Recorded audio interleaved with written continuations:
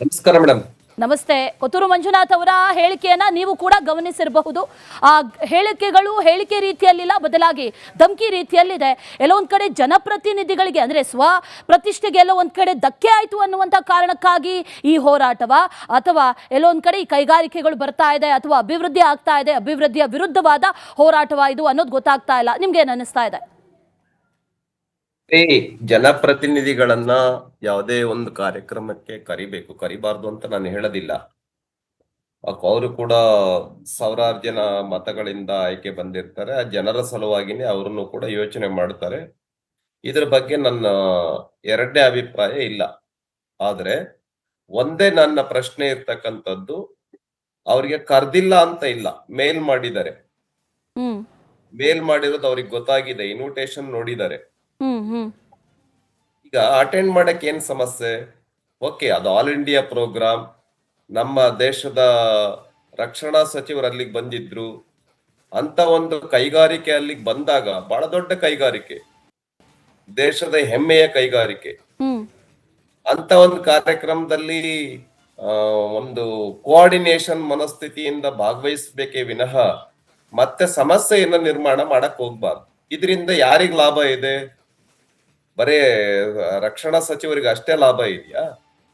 ನಮ್ ಕೋಲಾರ ಜಿಲ್ಲೆಯವರು ಒಳಗೊಂಡಂತೆ, ಬೆಂಗಳೂರು ಸೇರಿದಂತೆ, ಕರ್ನಾಟಕ ಸೇರಿದಂತೆ ದೇಶದ ಎಲ್ಲ ಜನರ ಹಿತ ಅದರಲ್ಲಿದೆ. ಅಂತ ಸಂದರ್ಭದಲ್ಲಿ ನಾವೇನ್ ಮಾಡ್ಬೇಕು? ನಮ್ಮ ಯೋಚನೆ ಹೆಂಗಿರ್ಬೇಕು? ಓಕೆ, ಅಕಸ್ಮಾತ್ ಯಾರು ಅಧಿಕಾರಿಗಳು ಬಂದು ಕರ್ದಿಲ್ಲ ಅಂತಾನೆ ಇಟ್ಕೊಳ್ಳೋಣ. ನಾವ್ ಇದಕ್ಕೆ ನೋಡಪ್ಪ ನೆಕ್ಸ್ಟ್ ಹಂಗ್ ಮಾಡ್ಬೇಡಿ, ತಿಳಿಸಿ ಅಂತ ಹೇಳಿ ನಮ್ಮ ದೊಡ್ಡತನವನ್ನ ತೋರಿಸ್ಬೇಕೇ ವಿನಃ ಸಣ್ಣತನವನ್ನ ತೋರಿಸಬಾರದು ಅನ್ನೋದು ನನ್ನ ಅಭಿಪ್ರಾಯ. ತನಗ್ ಕರ್ದಿಲ್ಲ ಅನ್ನುವಂಥ ಕಾರಣವನ್ನ ಮುಂದಿಟ್ಕೊಂಡು ಈ ರೀತಿ ಮಾಡ್ತಾ ಇದ್ದಾರೆ ಅಂತ ಹೇಳ್ತಾ ಇದ್ದೀರಾ. ಅದರ ಜೊತೆಯಲ್ಲಿ ಅದೆಷ್ಟು IT-BT ಕಂಪನಿಗಳು ಪಕ್ಕದ ಆಂಧ್ರಾಗ ಹೋಗುವಂತ ನಿಟ್ಟಿನಲ್ಲಿ ಅಲ್ಲಿ ಇನ್ವೈಟ್ ಮಾಡ್ತಾರೆ. ಇಲ್ಲಿ ಕೈಗಾರಿಕೆಗಳು ಬರ್ತಾ ಇದೆ ಅನ್ನುವಂಥ ಸಂದರ್ಭದಲ್ಲಿ ಇವರೇ ಈಗ ಬೇಡ ಅಂತ ಹೇಳ್ತಾ ಇರೋದಾದ್ರೆ ಮುಂದಿನ ದಿನಗಳಲ್ಲಿ ಕೈಗಾರಿಕೋದ್ಯಮ ಯಾವ ರೀತಿ ಬೆಳೆಯುತ್ತೆ ಅನ್ನುವಂಥ ಪ್ರಶ್ನೆ, ನಾಡಿನ ಅಭಿವೃದ್ಧಿ ಹೇಗೆ? ಹಾಗಾದ್ರೆ ಅಭಿವೃದ್ಧಿ ಶಾಸಕರಿಗೆ ಬೇಕಾಗಿಲ್ವಾ ಅನ್ನೋ ಪ್ರಶ್ನೆ ಕೂಡ ಕಾಡುತ್ತೆ. ಇಂಡಸ್ಟ್ರಿ ಫ್ರೆಂಡ್ಲಿ ಮನೋಸ್ಥಿತಿ ಬೇಕು, ಕೋಆಪರೇಷನ್ ಮನಸ್ಥಿತಿ ಬೇಕು. ಈಗ ಬೆಂಗಳೂರಿನಲ್ಲಿ ರಸ್ತೆ ಗುಂಡಿಗಳ ಕಾರಣದಿಂದ, ಇನ್ಫ್ರಾಸ್ಟ್ರಕ್ಚರ್ ನ ಸಮಸ್ಯೆಯಿಂದ ಕೈಗಾರಿಕೆಗಳು ಅನೇಕ ನಮ್ಮ ರಾಜ್ಯ ಬಿಟ್ಟು ಹೋದ್ವು. ಇದಕ್ಕೇನ್ ಹೇಳ್ತಾರೆ?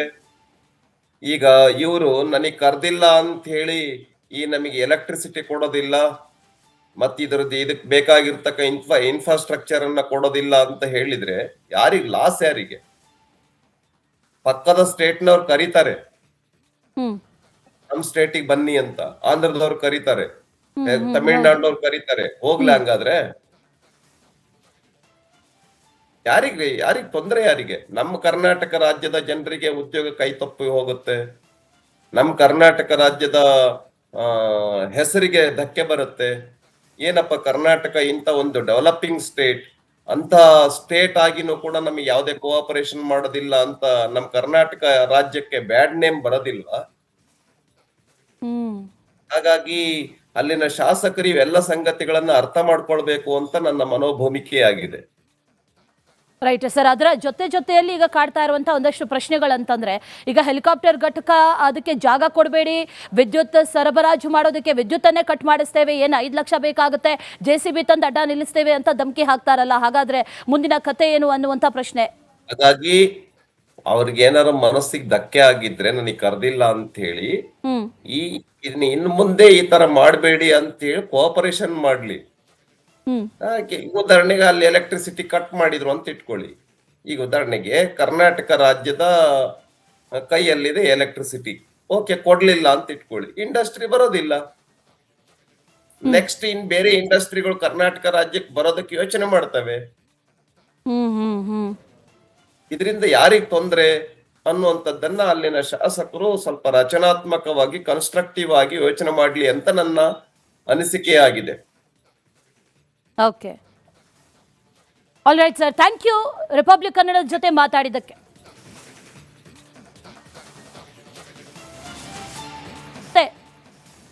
ನಮಸ್ಕಾರ ಮೇಡಮ್. ನಮಸ್ತೆ. ಕೊತ್ತೂರು ಮಂಜುನಾಥ್ ಅವರ ಹೇಳಿಕೆಯನ್ನ ನೀವು ಕೂಡ ಗಮನಿಸಿರಬಹುದು. ಆ ಹೇಳಿಕೆಗಳು ಹೇಳಿಕೆ ರೀತಿಯಲ್ಲಿಲ್ಲ, ಬದಲಾಗಿ ಧಮಕಿ ರೀತಿಯಲ್ಲಿದೆ. ಎಲ್ಲೋ ಒಂದ್ ಕಡೆ ಜನಪ್ರತಿನಿಧಿಗಳಿಗೆ ಅಂದ್ರೆ ಸ್ವ ಪ್ರತಿಷ್ಠೆಗೆ ಎಲ್ಲೋ ಒಂದ್ ಕಡೆ ಧಕ್ಕೆ ಆಯ್ತು ಅನ್ನುವಂತ ಕಾರಣಕ್ಕಾಗಿ ಈ ಹೋರಾಟವ, ಅಥವಾ ಎಲ್ಲೋ ಒಂದ್ ಕಡೆ ಈ ಕೈಗಾರಿಕೆಗಳು ಬರ್ತಾ ಇದೆ ಅಥವಾ ಅಭಿವೃದ್ಧಿ ಆಗ್ತಾ ಇದೆ, ಅಭಿವೃದ್ಧಿಯ ವಿರುದ್ಧವಾದ ಹೋರಾಟವ ಇದು ಅನ್ನೋದು ಗೊತ್ತಾಗ್ತಾ ಇಲ್ಲ. ನಿಮ್ಗೆ ಏನ್ ಅನಿಸ್ತಾ ಇದೆ? ಜನಪ್ರತಿನಿಧಿಗಳನ್ನ ಯಾವುದೇ ಒಂದು ಕಾರ್ಯಕ್ರಮಕ್ಕೆ ಕರಿಬಾರ್ದು ಅಂತ ನಾನು ಹೇಳೋದಿಲ್ಲ. ಅವರು ಕೂಡ ಸಾವಿರಾರು ಜನ ಮತಗಳಿಂದ ಆಯ್ಕೆ ಬಂದಿರ್ತಾರೆ. ಆ ಜನರ ಸಲುವಾಗಿನೇ ಅವ್ರನ್ನು ಕೂಡ ಯೋಚನೆ ಮಾಡ್ತಾರೆ. ಇದ್ರ ಬಗ್ಗೆ ನನ್ನ ಎರಡನೇ ಅಭಿಪ್ರಾಯ ಇಲ್ಲ. ಆದ್ರೆ ಒಂದೇ ನನ್ನ ಪ್ರಶ್ನೆ ಇರ್ತಕ್ಕಂಥದ್ದು, ಅವ್ರಿಗೆ ಕರ್ದಿಲ್ಲ ಅಂತ ಇಲ್ಲ, ಮೇಲ್ ಮಾಡಿದ್ದಾರೆ. ಮೇಲ್ ಮಾಡಿರೋದು ಅವ್ರಿಗೆ ಗೊತ್ತಾಗಿದೆ, ಇನ್ವಿಟೇಷನ್ ನೋಡಿದ್ದಾರೆ. ಈಗ ಅಟೆಂಡ್ ಮಾಡಕ್ ಏನ್ ಸಮಸ್ಯೆ?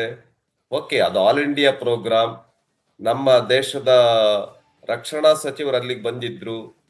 ಅಂತ ಒಂದು ಕೈಗಾರಿಕೆ ಅಲ್ಲಿಗೆ ಬಂದಾಗ, ಬಹಳ ದೊಡ್ಡ ಕೈಗಾರಿಕೆ, ದೇಶದ ಹೆಮ್ಮೆಯ ಕೈಗಾರಿಕೆ, ಅಂತ ಒಂದು ಕಾರ್ಯಕ್ರಮದಲ್ಲಿ ಒಂದು ಕೋಆರ್ಡಿನೇಷನ್ ಮನಸ್ಥಿತಿಯಿಂದ ಭಾಗವಹಿಸಬೇಕೇ ವಿನಃ ಮತ್ತೆ ಸಮಸ್ಯೆಯನ್ನ ನಿರ್ಮಾಣ ಮಾಡಕ್ ಹೋಗ್ಬಾರ್ದು. ಇದರಿಂದ ಯಾರಿಗ್ ಲಾಭ ಇದೆ? ಬರೇ ರಕ್ಷಣಾ ಸಚಿವರಿಗೆ ಅಷ್ಟೇ ಲಾಭ ಇದೆಯಾ?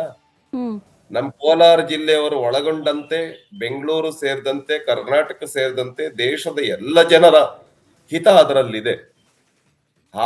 ಅಂತ ಸಂದರ್ಭದಲ್ಲಿ ನಾವೇನ್ ಮಾಡ್ಬೇಕು? ನಮ್ಮ ಯೋಚನೆ ಹೆಂಗಿರ್ಬೇಕು? ಓಕೆ, ಅಕಸ್ಮಾತ್ ಯಾರೋ ಅಧಿಕಾರಿಗಳು ಬಂದು ಕರ್ದಿಲ್ಲ ಅಂತಾನೆ ಇಟ್ಕೊಳ್ಳೋಣ.